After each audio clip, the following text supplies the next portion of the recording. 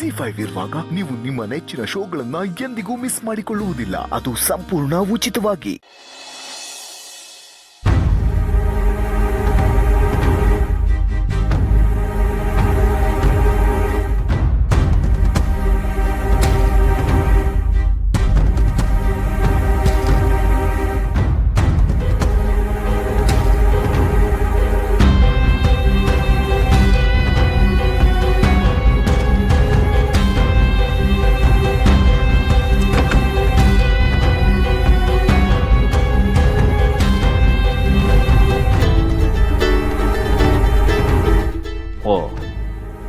ಅವಳೇ ಫೋನ್ ಮಾಡ್ತಾ ಇದ್ದಾಳೆ. ಮೋಸ್ಟ್ಲಿ 20-30 ಸಾವಿರ ಅರೇಂಜ್ ಆಗಿರಬೇಕು. ದಾಟ್ಸ್ ಓಕೆ, ಒಂದು ವಾರದ ಖರ್ಚಿಗಾಗುತ್ತೆ. ಹಲೋ ಹಲೋ, ಸತ್ಯಕ್ಕೆ ಒಂದು ಸ್ವಲ್ಪ ಅಮೌಂಟ್ ರೆಡಿ ಮಾಡಿದ್ದೀನಿ.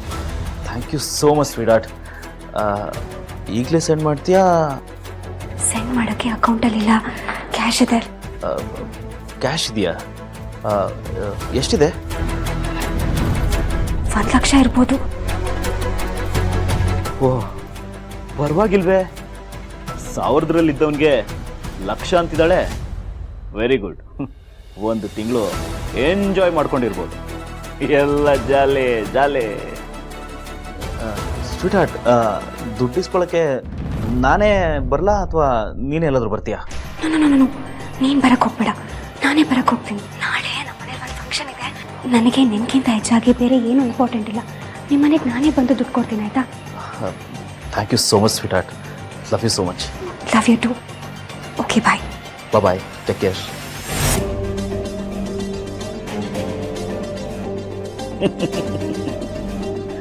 ಕೋಳಿ ನಿಧಾನಕ್ಕೆ ಚಿನ್ನದ ಮೊಟ್ಟೆ ಇಡ್ತಾ ಇದೆ. ಈ ಕೋಳಿನ ಹೋಗ್ಲಿ ಅಟ್ಟಕ್ಕೇರಿಸಿದ್ರೆ ಇವತ್ತು 1 ಲಕ್ಷ ಪೀಕಿದ್ದೀನಿ, ಮುಂದೆ 1 ಕೋಟಿ ಪೀಕಿಸ್ತೀನಿ. ಇವಳು ಮನೆಗೆ ಬಂದಾಗ ರೂಪ ಮನೇಲಿದ್ರೆ, ಇವಳು ಮನೆಗೆ ಬಂದಾಗ ರೂಪನ ಹೇಗಾದರೂ ಮಾಡಿ ಮನೆಯಿಂದ ಆಚೆ ಕಳಿಸ್ಬೇಕು. ಎಸ್, ಹೇಗಾದರೂ ಮಾಡಿ ಫಂಕ್ಷನನ್ನು ತಪ್ಪಿಸ್ಕೋಬೇಕು. ಈ ದುಡ್ಡನ್ನ ಹೇಗಾದರೂ ಮಾಡಿ ಅರವಿಂದ್ ಕೊಡಲೇಬೇಕು, ಇಲ್ಲಾಂದರೆ ಪಾಪ ಅವನು ಪ್ರಾಬ್ಲಮ್ ಆಗುತ್ತೆ. ಅಷ್ಟಕ್ಕೂ ಆಗ್ತಿರೋದು ಅಕ್ಕನ ಮದುವೆ ಅಲ್ವಲ್ಲ, ಎಷ್ಟು ಮಾತುಕತೆ ಅಷ್ಟೇ. ನಾನು ಇಲ್ಲದೇ ಇದ್ರೂ ಪರವಾಗಿಲ್ಲ.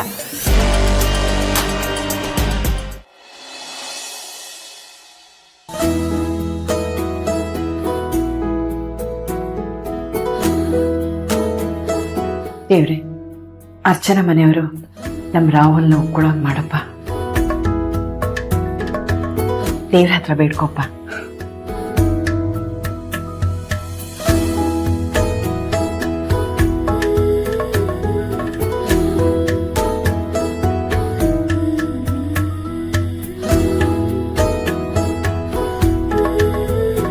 ಆ ದೇವರ ಆಶೀರ್ವಾದ ತಗೊಂಡಾಯ್ತು, ಈಗ ಈ ದೇವರುಗಳ ಆಶೀರ್ವಾದ ಬೇಕು. ಅಯ್ಯೋ, ನಮ್ಮನ್ನ ಯಾಕಪ್ಪ ದೇವ್ರಿಗೆ ಹೋಲಿಸ್ತೀಯ ನೀನು? ಪ್ರಪಂಚದಲ್ಲಿ ಅಪ್ಪ ಅಮ್ಮನ ದೇವ್ರಿಗಿಂತ ದೊಡ್ಡವರು ಅಂತಾರೆ. ಅವ್ರ ಆಶೀರ್ವಾದ ಇದ್ರೆ ಜಗತ್ತನ್ನ ಗೆಲ್ಬೋದಂತೆ. ನನಗೆ ನೀವಿಬ್ರು ಅಪ್ಪ ಅಮ್ಮನ ಸ್ಥಾನದಲ್ಲಿದ್ದೀರ. ಸೊ ನಿಮ್ಮ ಆಶೀರ್ವಾದ ತುಂಬಾನೇ ಮುಖ್ಯ ಆಗುತ್ತೆ. ಆಶೀರ್ವಾದ ಮಾಡಿ. ನೀನು ಹೋಗೋ ಕೆಲಸ ಯಾವ ಅಡೆ ತಡೆ ಇಲ್ಲದೆ ಸುಸೂತ್ರವಾಗಿ ಆಗ್ಲಪ್ಪ. ಒಳ್ಳೇದಾಗ್ಲಿ. ಒಳ್ಳೇದಾಗಿ ರಾಹು, ನೀನೇನು ಅನ್ಕೊಂಡಿದ್ಯೋ ಎಲ್ಲ ನೆರವೇರ್ಲಿ. ಸರಿ ಸರಿ ಅಣ್ಣ, ಅದಕ್ಕೆ ರಾಹುಕಾಲ ಶುರು ಆಗೋಕ್ ಮುಂಚೆ ನಾವೆಲ್ಲ ಹೊರಟು ಬಿಡ್ಬೇಕು. ನಡೀರಿ. ಲೋ ನರಸಿಂಹ, ಇವತ್ತಾದ್ರೂ ಫಳಫಳ ಅನ್ನೋ ಬಟ್ಟೆ ಹಾಕೊಂಡು ಮಿರಮಿರ ಅಂತ ಮಿಂಚೋದ್ ಬಿಟ್ಟು ಈ ಹಳೆ ಬಟ್ಟೆ ಹಾಕೊಂಡಿದ್ಯಲ್ಲೋ. ಸರಿ, ಆ ಗುಂಡಿನಾದ್ರೂ ಸರಿಯಾಗಿ ಹಾಕೋ. ಇಲ್ಲ ಅಜ್ಜ, ನಾನು ಬರ್ತಾ ಇಲ್ಲ, ನೀವು ಹೋಗಿ ಬನ್ನಿ. ಹಾ, ಯಾಕಪ್ಪ? ಯಾರಾದ್ರೂ ಏನಾದ್ರು ಅಂದ್ರ? ನಾನೇ ಬೇಡ ಅಂದಿದ್ದೀನಿ. ಯಾಕಣ್ಣ? ಅಲ್ಲಿ ಬಂದು ಇವನಿಂದ ಏನಾದರೂ ಎಡವಟ್ಟಾದ್ರೆ ಆಗೋ ಮಾತುಕತೆಗೆ ತೊಂದರೆ ಆಗುತ್ತೆ.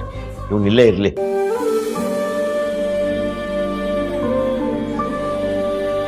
ಹಾಗೆಲ್ಲ ಏನೂ ಆಗಲ್ಲ ಸರ್. ನಮ್ಮ ಪ್ರೀತಿಗೆ ಅವ್ರು ತುಂಬಾನೇ ಸಪೋರ್ಟ್ ಮಾಡಿದ್ದಾರೆ. ಅವರು ಇದ್ದಿದ್ರೆ ತುಂಬಾ ಚೆನ್ನಾಗಿರ್ತಿತ್ತು.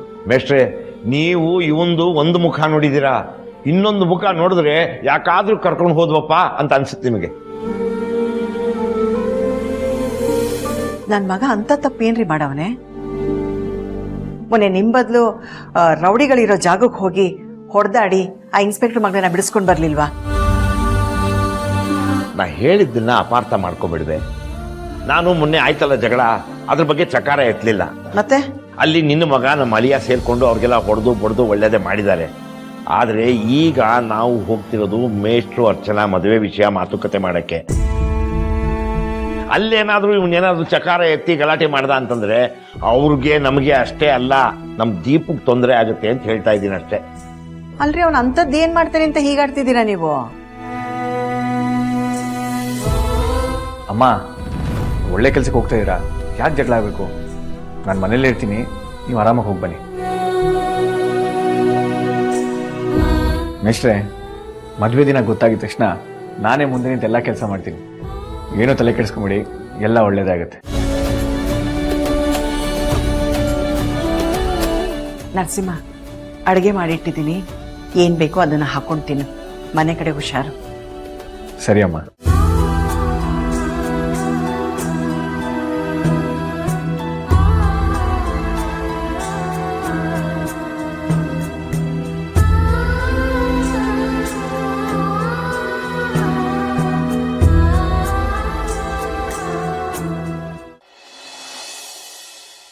ಅದಕ್ಕೆ ಥ್ಯಾಂಕ್ ಯು ಸೋ ಮಚ್.